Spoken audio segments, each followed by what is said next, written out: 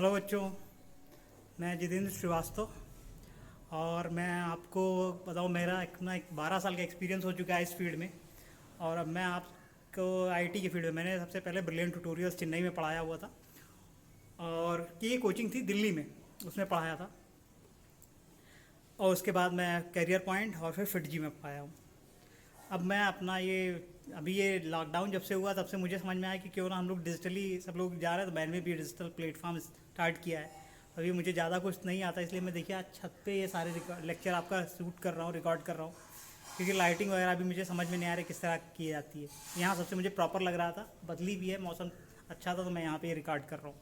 आप लोग देखें, ये हिंदी मीडियम के बच्चों के लिए मेरा लेक्चर है, जो बच्चे हिंदी मीडियम से हैं। इंग्लिश मीडियम के लिए बहुत सारे लोग अच्छा करा रहे हैं, मैंने देखा है। तो अभी मैं हिंदी मीडियम के लिए दोनों काम करूँगा। मैं फिजिक्स और मैथ दोनों पढ़ाऊँगा आपको, हिंदी मीडियम के बच्चों को।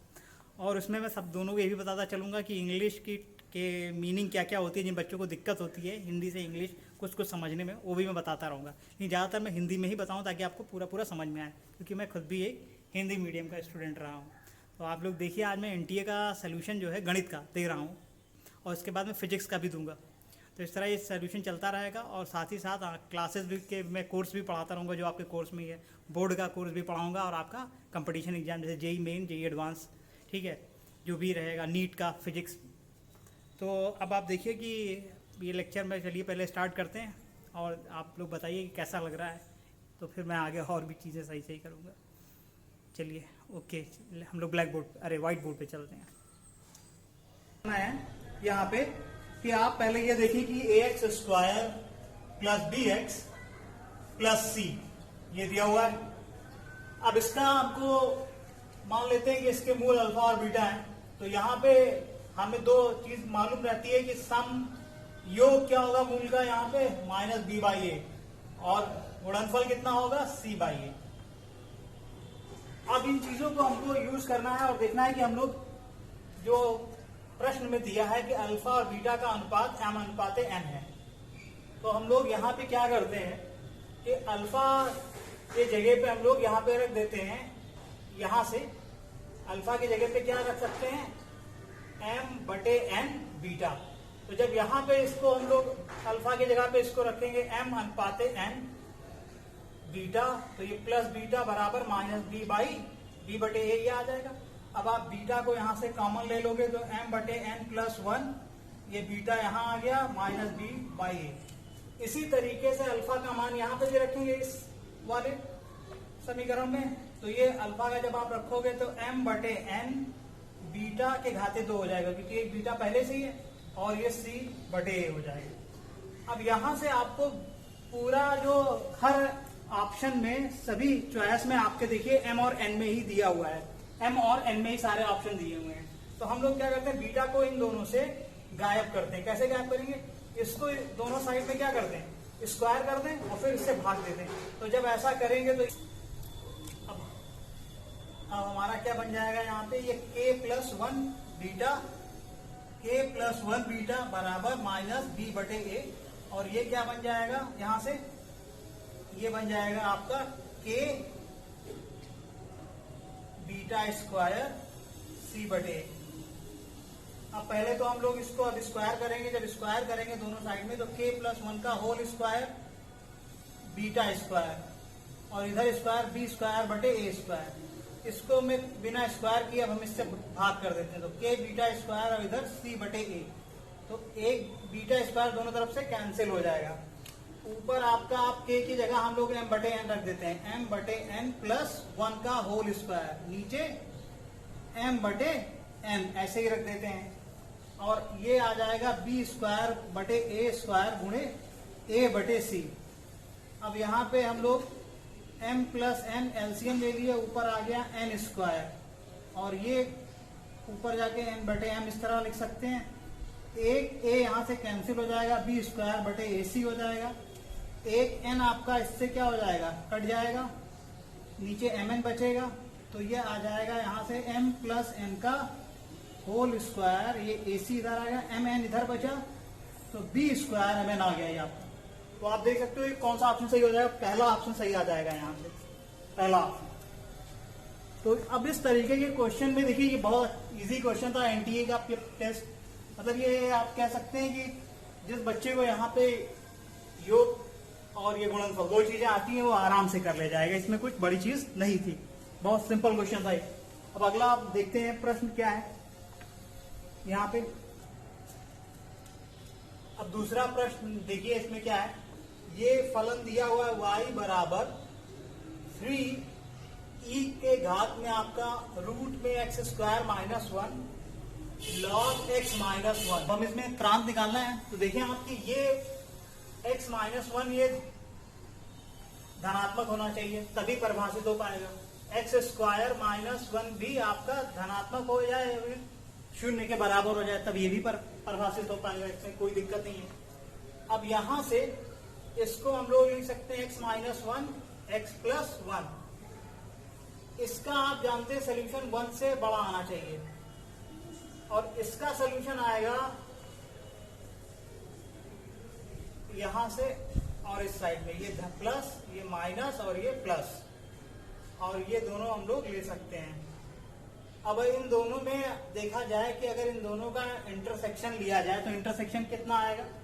इंटरसेक्शन ये -1 से इस साइड में, 1 से इस साइड में, तो इसका इंटरसेक्शन आ जाएगा 1 से बड़ा, क्योंकि अगर आप दोनों को एक साथ यहाँ पे लेके देखेंगे -1 से 1, ये इस साइड में गया, ये आपका इस साइड में गया, और ये आपका, तो ये इंटरसेक्शन आ गया, यानी जो x का मान होना चाहिए 1 से इंफिनिटी। तो आप देख लीजिए कौन सा आपका सही आ रहा है, ये आपका पहला ऑप्शन सही आ रहा है। ये प्रांत निकालना था, डोमेन निकालना था, तो आपको बस केवल ये देखना था कि कब परिभाषित हो रहा है हमारा अलग अलग फलन, किस x के मान के लिए परिभाषित हो रहा है, और वो मान हम लोग यहाँ पे देख सकते हैं। ठीक है, तो ये दूसरा प्रश्न हो गया आपका। आगे बढ़ते हैं, तीसरा प्रश्न है आपका, ये आपका समाकलन का प्रश्न है, इंटीग्रेशन का। x माइनस, इसको हम लोग इसका हमको समाकलन करना है, इंटीग्रेशन। तो आप ये जानते हैं कि किसके बराबर होता है, पहला तो आप ये देखिए कि किसके बराबर होता है, x माइनस, इसको आप बॉक्स x भी बोल सकते हैं, ये इसके फ्रैक्शनल x के बराबर होता है, भिन्न फलन के बराबर होता है। और भिन्न फलन का जो आपका ग्राफ होता है, इसको ग्राफ से आप कर सकते हैं कि भिन्न फलन का ग्राफ ऐसे होता है, ये आप देखिए 0 से 1 के बीच में रहता है पूरा ग्राफ। तो अब -1 से 1 के हमको इसका समाकलन करना था, -1 से 1 तक का। तो आप देखें -1 से 1 तक में ये -1 और ये 1, एक तो -1 से 1 तक में यही आपका क्या आएगा, यही क्षेत्रफल आएगा। समाकलन में एक तरीके से देखा जाए तो आपको क्या पूछा गया है, क्षेत्रफल कहां से कहां तक का, -1 से 1 तक का, किस ग्राफ का, भिन्न फलन का, फ्रैक्शनल फंक्शन का। देख, तो ये ग्राफ बनता है। अब ये एक कैसा बन गया, एक त्रिभुज बन गया, जिसमें इसकी आधार और लंब दोनों की लंबाई और ऊंचाई दोनों दी हुई है 1 1 के बराबर है। और इस तरह कितने त्रिभुज बन रहे हैं, 2 त्रिभुज बन रहे हैं। तो एक त्रिभुज का एरिया 1 × 1 हाफ, ये आ गया। दूसरे त्रिभुज का एरिया हाफ 1 × 1, तो 1/2 धन 1/2, कितना आ गया, 1। डायरेक्टली आप लिख दीजिए इसको 1, इसमें कुछ करने की। तो ये आ जाएगा कौन सा ऑप्शन आपका, बी ऑप्शन सही हो जाएगा। इसमें आप देखिए बी ऑप्शन, जिसको ये पता है भिन्न फलन है और ये इसका ग्राफ जिसको पता है वो आराम से कर लेगा। अब ग्राफ वगैरह लेक्चर जब पढ़ाएंगे आप देखेंगे तो आपको समझ में आएगा, अभी आप परेशान मत होइए। जिसको थोड़ा बहुत आ रहा है वो पेपर, वो लोग सोल्यूशन इसको देखें। चलिए चौथा प्रश्न करते हैं हम लोग। चौथा प्रश्न में आपको देखिए दिया गया है 5 मीटर ऊंचाई का ध्वज दंड 25 मीटर ऊंचाई के एक भवन पर स्थित है। ठीक है, 30 मीटर की ऊंचाई पर एक प्रेक्षक के लिए ध्वज दंड, 30 मीटर ऊंचाई पर स्थित एक प्रेक्षक के लिए ध्वज दंड और भवन बराबर कोण अंतरित करते हैं। ध्वज दंड के शीर्ष से प्रेक्षक की दूरी है। देखिए पहली बात तो यहाँ पे एक आपका मकान है जिसकी ऊंचाई 25 मीटर है। ये आप मकान मान लीजिए, ये मान लीजिए 25 मीटर का ऊंचाई का मकान है, ये 25 मीटर है। ये भी कोई बिल्डिंग है आपकी, कोई मकान है, ये 25 मीटर है। इस पे कितना लंबा झंडा लगा हुआ है? 5 मीटर। ये आपका 5 मीटर का झंडा लगा हुआ है, मान लीजिए ये झंडा लगा हुआ। अब ये कह रहा है कि 30 मीटर की ऊंचाई पर स्थित एक प्रेक्षक के लिए, तो यहाँ पे एक कोई प्रेक्षक बैठा है जो इसको देख रहा है। 25 और ये 5 मीटर ये हो गया, 25 मीटर ये हो गया, ये 30 मीटर हो गया। 30 मीटर पे कोई एक प्रेक्षक बैठा हुआ है। अब प्रेक्षक बैठा बैठा यहां से देख रहा है, ठीक है देखिए। तो क्या हो रहा है कि ये दोनों इस पे बराबर कोण बना रहे हैं। बराबर कोण, जब कोई वस्तु किसी जगह पे कोण बनाती है तो उसके ऊपर और नीचे भाग को हम उससे मिला देते हैं। तो ये ध्वज दंड है, इसको भी हमने किससे मिला दिया? इससे मिला दिया। और इसके निचले वाले सिरे को भी हम इससे मिला दे रहे हैं। ये देखिए, तो यहाँ पे मान लीजिए कितना कोण बना रहा है? थीटा। इसी प्रकार ये इसका भवन का ऊपरी सिरा है और भवन के निचले सिरों को भी इसके आंख से मिला दीजिए। ये तो ये भी ये कहा जाएगा भवन, ये कितना कोण बना रहा है? थीटा। ये झंडा कितना कोण बना रहा है? थीटा। दोनों थीटा थीटा कोण बना रहे हैं, ठीक है। और ये दोनों ऊंचाइयां 30 मीटर है, तो ये वाली दूरी और ये वाली दूरी, ये एक कैसा बन गया? आयत बन गया है। ये दोनों दूरी बराबर रहेंगी। ये ए बी भवन हो गया और ये सी, और ये एफ और ये जी। ये यहाँ पे एक कोई व्यक्ति बैठा है, आप इसको हम लोग प्रेक्षक बोल सकते हैं, जो इन सब चीजों को देख रहा है, वो बता रहा है। ये झंडा भी इसकी आंख पे थीटा कोण बना रहा है और ये भवन भी इसकी आंख पे थीटा कोण बना रहा है। तो अब हमको ये दूरी पता करनी है कि ये दूरी कितनी है। यही दूरी पूछ रहा है। तो ये दूरी जितनी होगी, मान लीजिए ये एल है, तो ये दूरी यहां से कितनी हो जाएगी? ये भी एल के बराबर हो जाएगी। ये एक आयत बन रहा है, ठीक। अब हमको निकालना है कि ये यहां से किस तरीके का है। ये 30 मीटर हो गया, ये 30 मीटर हो गया। चलिए अब देखते हैं हम लोग यहाँ पे क्या करते हैं कि ये अगर कोई हमारा यहाँ पे इस तरीके का है, ये पूरा एंगल कितना बन जाएगा? यहाँ से ये आपका 90 अंश का है। इसी तरह ये थीटा, ये 2 थीटा है, तो ये एंगल कितना बन जाएगा? यहाँ से पूरा ये एक आयत बन गया। ये भी 2 थीटा हो जाएगा। ये 30 मीटर का हो जाएगा यहाँ से। तो हम लोग ये कह सकते हैं यहां से tan 2 थीटा बराबर कितना बन जाएगा? tan 2 थीटा बराबर 30/L, ये बन गया यहां से। और अगर देखा जाए यहाँ पे, तो यहां से इस वाले ऊपर वाले त्रिभुज में, ये नीचे वाला त्रिभुज हमने लिया था, ऊपर वाला त्रिभुज आप लीजिए CGA में tan थीटा बराबर, tan थीटा ये लंब बन गया और ये आधार बन गया। लंब कितना है? 5 और आधार कितना है? L। अब ये दो समीकरण हमारे पास बन के आ गए हैं, अब इनका उपयोग करना है। तो tan 2 थीटा में हम जानते हैं, tan 2 थीटा को हम लोग लिख सकते हैं 2 tan थीटा अपॉन बटे 1 माइनस tan स्क्वायर थीटा। ये लिखा जा सकता है 30/L। अब tan थीटा का ये मान हम लोग यहाँ पे रख देते हैं, तो ये कितना बन जाएगा? 2 गुणे 5/L माइनस ये 25/L स्क्वायर और ये 30/L। अब इसको हमको थोड़ा सा सरल करना है, तो जब हम एलसीएम ऊपर 10 बन जाएगा, 10/L नीचे कितना आ जाएगा? L square minus 25/L square 30/L। तो यहां से 10/L L square minus 25 30/L, ये गुणे एक L इससे कैंसिल हो जाएगा, 10 तिया 30 कैंसिल हो जाएगा। ये वाला L इधर आके गुणा हो जाएगा, तो L स्क्वायर बराबर, और ये इधर हो जाएगा 3L स्क्वायर माइनस 25 तिया 75 हो जाएगा। अब इसको इधर ले आए, इसको उधर ले आए, तो ये 3L square minus L square उधर चला गया और ये इधर 75 आ गया, यानी 2L स्क्वायर बराबर 75 और L स्क्वायर बराबर 75/2 और L का मान आ जाएगा यहाँ से √75/2। तो अब आपको देख लीजिए कौन सा आ रहा है। ये होता है 25 या 75 होता है। तो 25 का 5 बाहर आ जाएगा, 3 अंदर आ जाएगा, तो 5 बाहर आ गया। ये आपका बी ऑप्शन सही आ जाएगा, इतना मीटर आ गया। तो कुछ नहीं करना था इसमें भी, बस सारे ट्रिग्नोमेट्री ये सब क्लास 10 की मैथ है, क्लास 10 की मैथ है। कक्षा 10 का आप गणित आपको आता है तो आराम से सारी चीज लगा लेंगे, ठीक है। तो थोड़ा तेज करा रहा हूँ, अरे ये पेपर है बहुत लंबा जो पेपर है, तो आप जल्दी नहीं कराएंगे। तो इसमें आप वीडियो पॉज करके देख लीजिएगा। अगर आपको दिक्कत लग रही है तो क्या करिएगा, अपनी स्पीड का यूट्यूब पे धीरे करके देख लीजिएगा, और जिसको लग रहा है कि थोड़ा धीरे स्लो पढ़ा रहे हैं वो आप लोग उसको तेज करके देख लीजिएगा।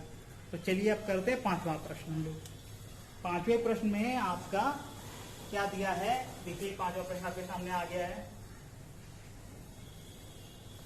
ये एक संबंध दिया है। संबंध कैसा है इसमें, ये संबंध है x, y। इस प्रकार का संबंध है कि x और y दोनों पूर्णांक हैं, और x स्क्वायर और y स्क्वायर 4 से कम है। तो r का प्रांत क्या है ये बताना है। तो आप जरा देखें अगर कि ये, अगर हम लोग थोड़ा ध्यान से देखें तो x square plus Y square अगर मैं 4 लेता हूं तो ये क्या है, ये एक वृत्त है जिसका केंद्र 0,0 त्रिज्या कितना है, 2 है। तो ये वृत्त है जिसका केंद्र 0,0 और त्रिज्या 2 है। ये 2 हो गया, ये भी -2 हो गया।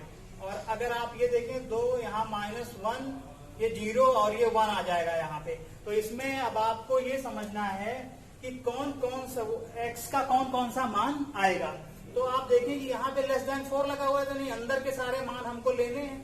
<4 का मतलब वृत्त के अंदर के सारे बिंदु में से कौन सा इसको संतुष्ट कर रहा है, या फिर वृत्त के ऊपर कौन सा बिंदु इसको संतुष्ट कर रहा है। तो आप ये देखें अगर तो x square plus Y square <4 लिखा हुआ है, तो और दोनों x और y दोनों को हमको यहाँ पे पूर्णांक लेना है। ये आप सबसे ज्यादा ध्यान की बात है, दोनों को पूर्णांक होने चाहिए, ऐसे पूर्णांक होने चाहिए जिनका योग 4 से कम या 4 के बराबर आए। तो अगर आप x का मान यहाँ पे -1 रखते हैं तो आप देखें कि y का कई सारा मान रख सकते हैं, 0 भी रख सकते हैं।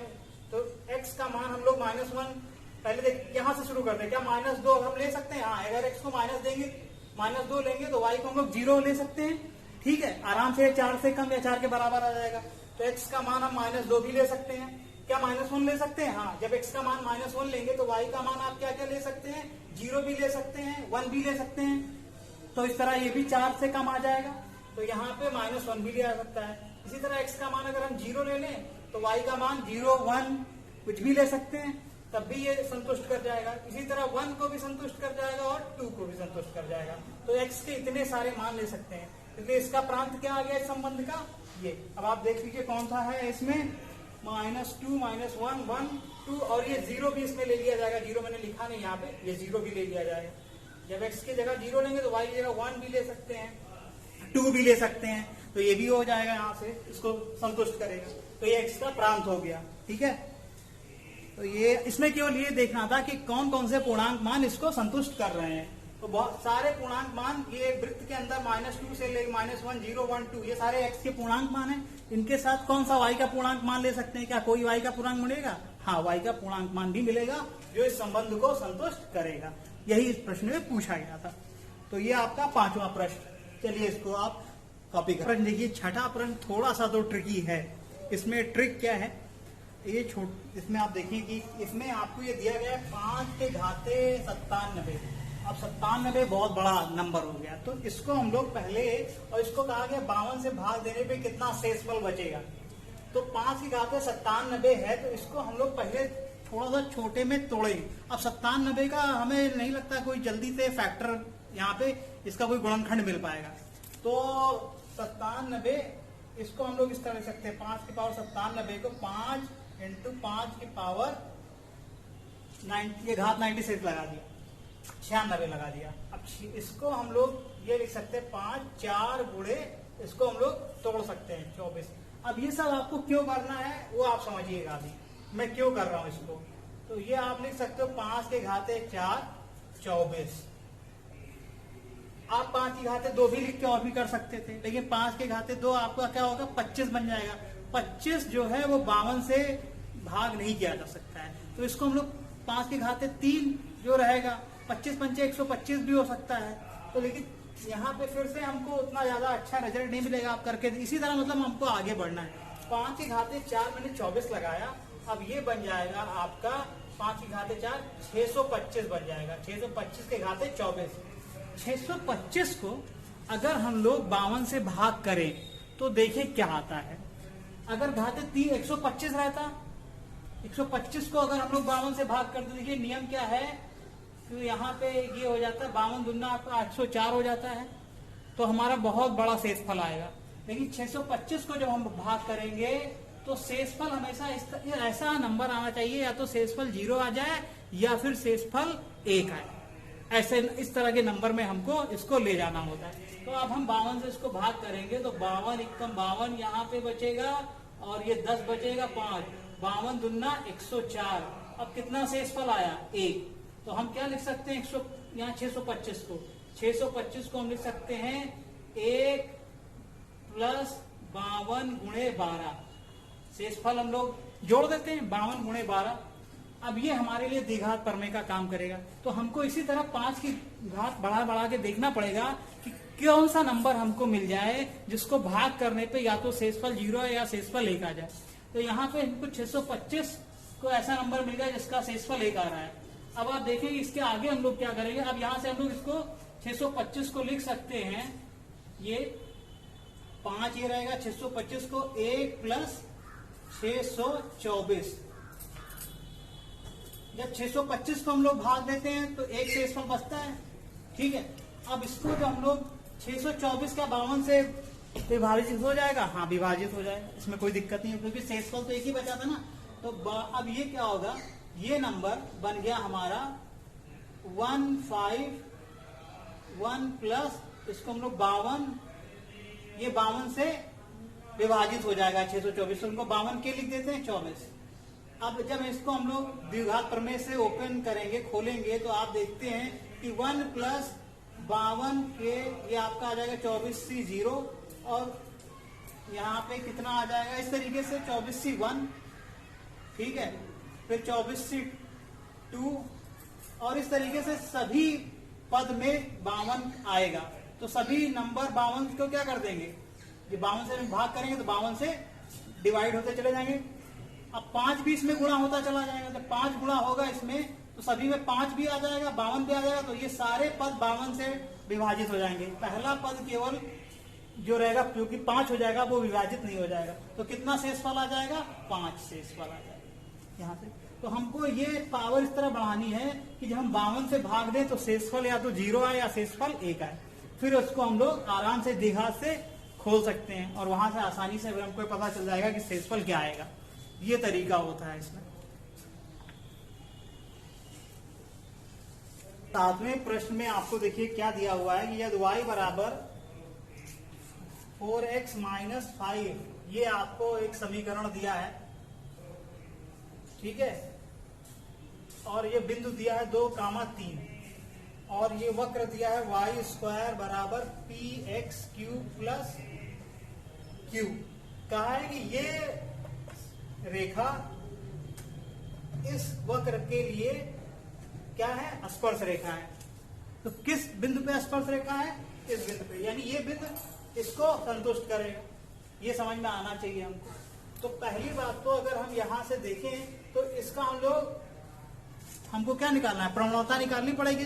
किसी भी स्पर्श रेखा का अगर समीकरण लिखना है तो प्रवणता निकालने के लिए इसको हम लोग एक बार डिफरेंशिएट कर देते हैं, तो ये बन जाएगा 2y dy/dx, और ये 3px स्क्वायर। अब x की जगह 2 पुट कर दें, y की जगह 3 रख दें, तो ये हो जाएगा 2×6 dy/dx, और ये x की जगह 2 रखना है, 2×4 12p।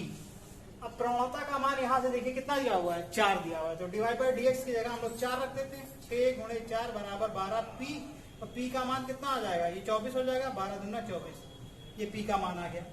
अब p का जब मान आ जाएगा यहाँ से तो हम ये कर सकते हैं, इस ये वाला बिंदु इस वक्र को भी संतुष्ट करेगा, P का मान पता ही चल गया है, P का मान यहाँ रख दे तो Q का मान आ जाएगा। तो इस बिंदु में यहाँ पे ये बिंदु रखने पे 3 ये 9 बन जाएगा, ये P का मान 2 गुणे ये x के यहाँ 2 रखेंगे तो ये 8 बन जाएगा, और ये Q तो ये यहाँ से 9 माइनस 16 ये Q का मान कितना आ गया -7। तो P और Q दोनों के मान आ गए। करना क्या था इसमें कि हमको इसको वक्र का डिफरेंशिएशन करना था। क्यों कर रहे थे? ताकि हम लोग स्पर्श रेखा का प्रवणता निकाल सकें। तो जब हम डिफरेंशिएट करेंगे तो x और y, इस बिंदु पे हमको प्रवणता निकालना है तो x और y का मान यहाँ रख देंगे, और फिर हमको स्पर्श रेखा का समीकरण पहले से पता है, तो y बराबर mx प्लस c से ये क्या है, इसका प्रवणता ही तो है 4, यानी dy/ds का मान भी हमको पता हो गया। अब इस समीकरण से हमको p बराबर 2 पता चल गया। p बराबर 2 अब हम लोग क्या करेंगे, वक्र में उठा के रख देंगे और वक्र के समीकरण को फिर से 2,3 से संतुष्ट करा देंगे, तो वहां से q का मान पता चल जाएगा। ये भी आसान था हमारे लिए। अब 8वां प्रश्न देखिए क्या है, महत्तम पूर्णांक फलन। महत्तम पूर्णांक फलन को हम लोग ये fx बराबर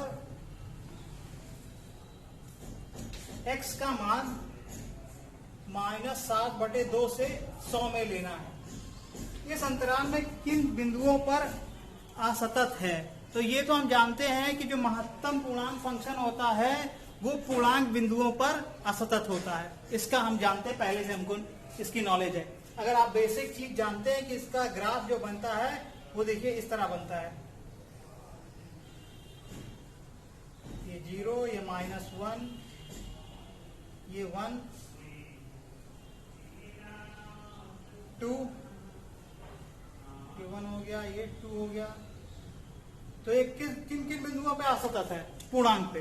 तो इसके भी जितने भी पूर्णांक बिंदु आएंगे उन सब पे ये महत्तम पूर्णांक फंक्शन हमारा असतत होगा, जिसको हम लोग बोलते हैं डिसकंटिन्यूअस, अंग्रेजी में असतत को डिसकंटिन्यूअस। तो कौन कौन से बिंदु है? ये आपका -3.5 है, ठीक है।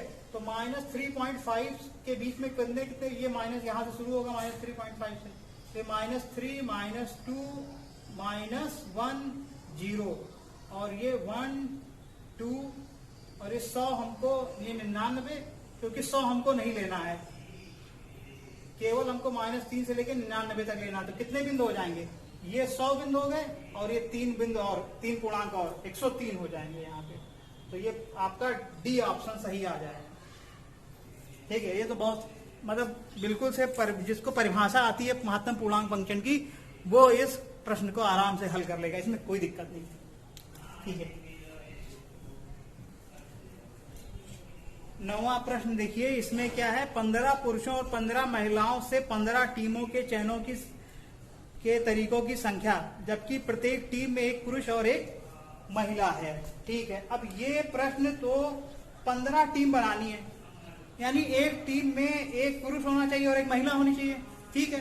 तो सीधी सी बात यह है कि हमको ये देखना है कि यहाँ पे ये आप समझो कि 15 लोग खड़े हैं, ये 15 लोग खड़े हुए हैं। पहला ये P1 था, ये P2 था, ये P3 था, और ये आपका 15वां इंसान है।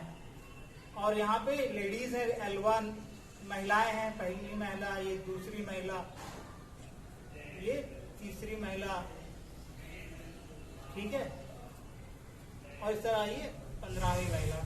अब हमको क्या बनाना है कि अगर हम लोग इनको महिलाओं, या ये मान लें कि हमारे पास यहाँ पे ये 15 लोग हैं, सीधी सी बात यह है कि हमको 2-2 का जोड़ा बनाना है, तभी तो ऐसा हो पाएगा। अब 2 का जोड़ा किसी भी तरीके से बन सकता है।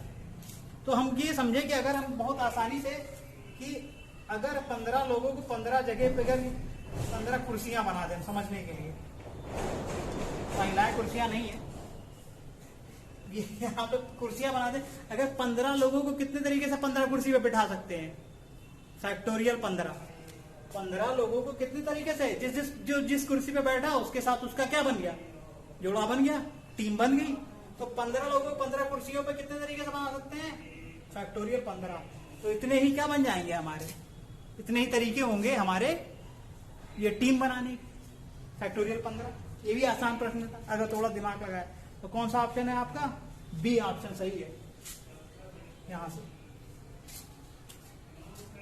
10वां प्रश्न आप देखिए क्या है। एक अवकल समीकरण दिया गया है y डैश बराबर y बटे एक्स प्लस वाई एक्स बटे वाई का व्यापक हल। इसका जो हल है वो ये व्यापक हल y ln cx बराबर x, ये y इसके साथ है, y ln cx बराबर x।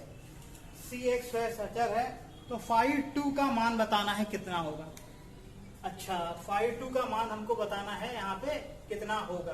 तो सबसे बढ़िया है कि हम ये कह सकते हैं कि ये जो समीकरण हमको दिया है, अगर हम इसको फिर से इसका अवकलन कर दें, डिफरेंशिएट कर दें, तो हमको ये समीकरण मिल जाना चाहिए। देखिए कैसे। इसको हम लोग पहले थोड़ा सिंप्लीफाई करते हैं, थोड़ा सा सरल बनाते हैं। तो y यहां से आप लिख दीजिए इसको ln c plus ln x, इसको हम लोग तोड़ सकते हैं और ये x बटे y ये हो गया। अब इसका हम लोग क्या करें, दो तरीके से इसको हम लोग कर सकते थे।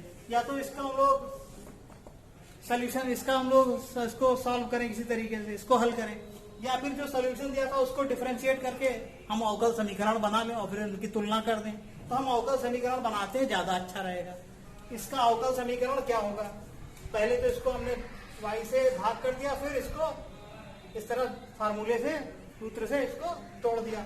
अब हम इसका दोनों साइड में क्या कर देते हैं, डिफरेंशिएशन, अवकलन कर देते हैं। तो ये 0 आ जाएगा, ये 1 बटे एक्स हो जाएगा, और आप जानते हैं ये कितना हो जाएगा, y और x का 1 माइनस x और y का dy बाई dx, नीचे y स्क्वायर आ जाएगा। ठीक है, dy बाई dx को y डैश भी लिख सकते हैं। तो यहां से अब आप देखें तो मैं यहाँ पे क्या कर रहा हूं, एक y से यहाँ पे मैं मल्टीप्लाई कर दे रहा हूँ, इधर गुणा कर दे रहा हूँ। तो इधर y बटे x आ गया, इधर रहेगा y माइनस x, ये कितना लिख सकता हूं मैं, y डैश, और एक y बचा रहेगा क्योंकि एक y को मैं यहाँ लेके आ गया। अब हमको इससे तुलना करना है, हमको y बटे x तो मिल गया।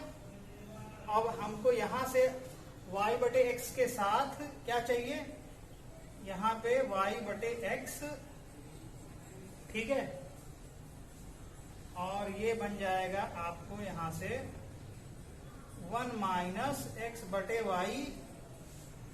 y डैश, ये बन जाएगा यहां से।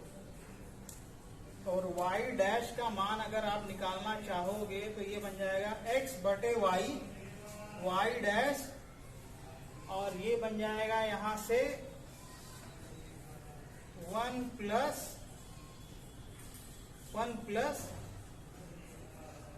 1 माइनस y बटे x।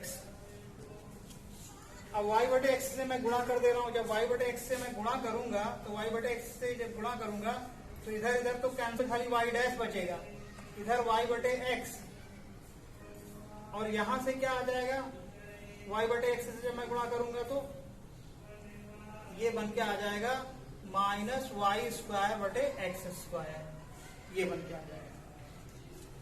तो अब ये वाला अवकल समीकरण, इसका अवकल समीकरण हमने ये निकाल दिया। इन दोनों को अगर मैं तुलना करूंगा तो देखिए फाई एक्स बटे वाई का मान कितना आ जाएगा, फाई एक्स बटे वाई का मान आ जाएगा माइनस वाई स्क्वायर बटे एक्स स्क्वायर। अब हमको किसका मान निकालना है, फाई 2 का, यानी x की जगह 2 रख दूं और y की जगह मैं क्या रख दूं, 1 रख देता हूं। अगर मैं x की जगह 2 रख दूं और y की जगह 1 रख दूं तो ये यही तो बन जाएगा आराम से। तो y की जगह 1 का स्क्वायर 1 और x की जगह 2 माइनस 1 बटे 4, ये बन के आ जाएगा। ठीक है,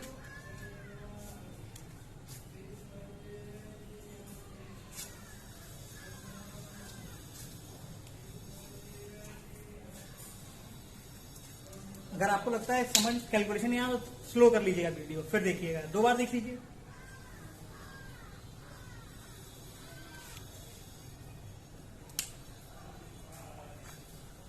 हाँ, अब ये प्रश्न नंबर 11 है। इसका सोल्यूशन हमको पता करना है। साइन इनवर्स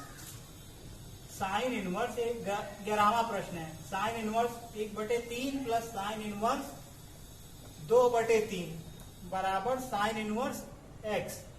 तो हमको x का मान क्या है ये पता लगाना है। तो पहले तो हमको ये एक सूत्र पता होना चाहिए, sign inverse x plus sine inverse y का मान क्या होता है। ये हमको अगर आता है तो चीजें आसान हो जाएंगी यहां से। ठीक है, तो sine inverse x plus sine inverse x y का मान होता है sine inverse x 1 minus y square plus y 1 minus x square. ये साइन इनवर्स x का सूत्र होता है यहां से। अब ये सूत्र अगर हम लोग इसको उपयोग में लाते हैं तो आप ये देखें, थोड़ा सा इधर लिख दे रहा हूं इसका सूत्र में। ये sine inverse x under root 1 minus y square plus y under root 1 minus x square, ये इसका सूत्र है। अब आप देखिए इसको हम लोग कैसे निकाल सकते हैं। x की जगह क्या रख दे 1/3 और y की जगह क्या रख दे 2/3। तो यहां से ये वाला क्या बन जाएगा हमारा, साइन इनवर्स x की जगह 1/3 1 माइनस 4/9 प्लस y की जगह 2/3, यहाँ x का मान 2/3 1 माइनस 1/9। ये बराबर किसके हो गया, साइन इनवर्स x के। तो यहां से अब x दोनों तरफ हम लोग तुलना कर लेते हैं तो x का मान यही आ जाएगा, इतना ही। कितना आएगा, x बराबर 9 और ये आ जाएगा 1/3 और ये 5/9 प्लस 2/3 और ये 8/9, ये बन जाएगा। तो x बराबर ऊपर आ जाएगा, ये 3 बाहर आ जाएगा √5 और ये 3 पहले से ही 3 बाहर आया √5/9 और यहाँ पे भी ये बाहर आ जाएगा आपका 3 बाहर आएगा तो ये भी नीचे 9 बन जाएगा। ऊपर 4 दूनी 8 कर देते, 4 का 2 बाहर आ गया, 4 ब्रैकेट में ये बचा रहेगा। तो आप देखें कौन सा ऑप्शन इसमें आ जाएगा आपका 5 + 4 √2। इसको इस तरह लिख सकते हैं आप √5 + 4 √2/9। तो तीसरा ऑप्शन सही आ जाएगा इसमें। अब ये सूत्र अगर पता था जिसको वो बच्चा कर लेगा इसमें।